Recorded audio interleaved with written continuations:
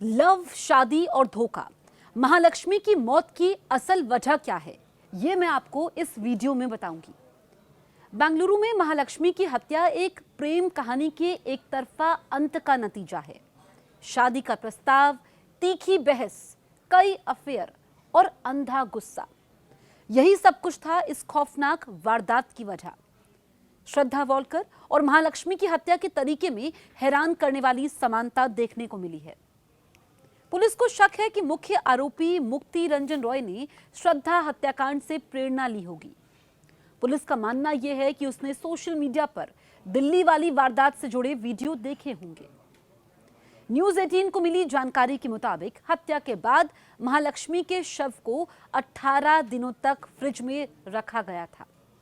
आरोप है कि मुक्ति रंजन रॉय ने पहले शव के 59 टुकड़े किए, फिर उसे फ्रिज में भर दिया। इस वारदात को अंजाम देने के बाद कातिल मुक्ति रंजन रॉय बेंगलुरु से फरार हो गया। मुक्ति रंजन पूरी रात महालक्ष्मी की डेड बॉडी के पास बैठा रहा। मुक्ति रंजन रॉय और महालक्ष्मी कथित तौर पर लगभग 6 महीने से रिलेशनशिप में थे, लेकिन उनका रिश्ता काफी उतार चढ़ाव भरा था।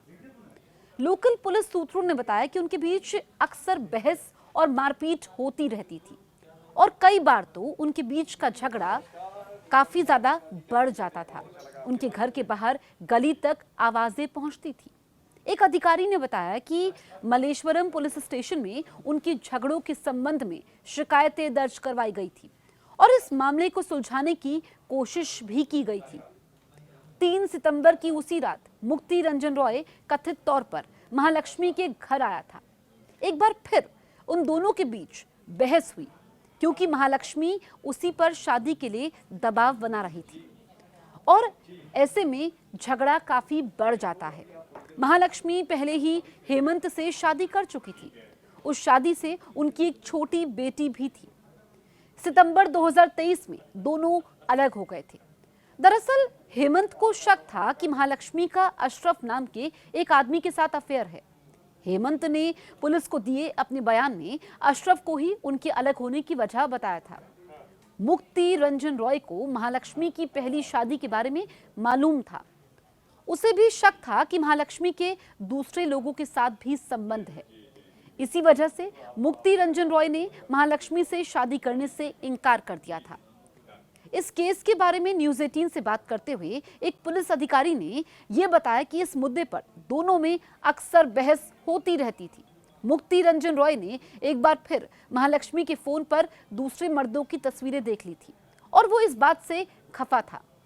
अधिकारी ने बताया कि उसने अपने छोटे भाई स्मृति रंजन रॉय से महालक्ष्मी के गुस्सैल बर्ताव और उसके मोबाइल में मिली तस्वीरों के बारे में बात की थी। स्मृति रंजन रॉय बेंगलुरु में रहते हैं। अतिरिक्त कमिश्नर सतीश कुमार ने न्यूज़ 18 को बताया कि मुक्ति रंजन के छोटे भाई ने पुलिस को बताया कि हत्या के बाद मुक्ति ने उनसे संपर्क किया था। पुलिस उनके बयान को विस्तार से दर्ज कर रही है। कुमार ने कहा कि हम सीआरपीसी की धारा 164 के तहत उनका बयान दर्ज करवा रहे हैं। उनके बयान से वही बातें सामने आ रही हैं जो आरोपी ने अपने सुसाइड नोट में लिखी थी। पुलिस के मुताबिक महालक्ष्मी काफी गुस्सैल थी। दोनों पक्षों के बीच मारपीट की शिकायतें स्थानीय पुलिस में दर्ज थी। ऐसा ही एक मामला उनके अलग रह रहे पति हेमंत ने नेलमंगला पुलिस स्टेशन में दर्ज करवाया था। मामले की जांच कर रहे जांचकर्ताओं ने बताया कि हेमंत ने शिकायत में कहा था कि बहस के समय महालक्ष्मी ने उन्हें काट लिया था और पैसे की मांग की थी। पुलिस की जांच से यह भी मालूम चला कि हत्या 3 और 4 सितंबर के बीच हुई थी। उस दुखद रात को कहासुनी के बाद मुक्ति रंजन रॉय ने कथित तौर पर अपना आपा खो दिया। मारपीट के बाद महालक्ष्मी की मौत हो गई। इसके बाद गुस्से में मुक्ति रंजन कथित तौर पर रात भर शव के पास बैठा रहा और उसे ठिकाने लगाने के तरीके सोचता रहा। पुलिस को शक है कि इसी समय उसने शव को ठिकाने लगाने के तरीके के बारे में वीडियो देखे थे। मुक्ति रंजन ने महालक्ष्मी के शरीर के टुकड़े करने के लिए चाकू खरीदा था। हत्या की अगली सुबह 4 सितंबर को सुबह 11 बजे सीसीटीवी फुटेज में मुक्ति रंजन रॉय मलेश्वरम के एक बर्तन की दुकान में जाते हुए एक क्लीवर चाकू खरीदते हुए दिखाई दे रहा था। पुलिस सूत्रों ने बताया कि हमारे पास आरोपी के दुकान में घुसने की फुटेज है। बाद में सबूतों से मालूम चला कि आरोपी ने एक चीज फेंक दी थी जो बाद में चाकू का कवर निकली। जघन्य अपराध को अंजाम देने के बाद कातिल मुक्ति रंजन ने अपना फोन बंद कर लिया और फरार हो गया। उसका छोटा भाई स्मृति रंजन, जो इलेक्ट्रॉनिक सिटी के पास हेबागोडी में रहता है, उससे संपर्क करने की कोशिश की, लेकिन उसका नंबर बंद पाया। कुछ दिनों के बाद जब कातिल मुक्ति रंजन रॉय ने अपना फोन वापस चालू किया तो स्मृति रंजन ने उससे पूछा कि आखिर वो कहां था। एक जांच अधिकारी ने बताया कि तब मुक्ति रंजन रॉय ने अपने भाई को बताया कि उसने महालक्ष्मी की हत्या कर दी है। उसने उसे तुरंत उस कमरे को खाली करने के लिए कहा जहां वो रह रहा था। उसने बताया कि वो महालक्ष्मी के साथ उसके बर्ताव से बहुत परेशान था।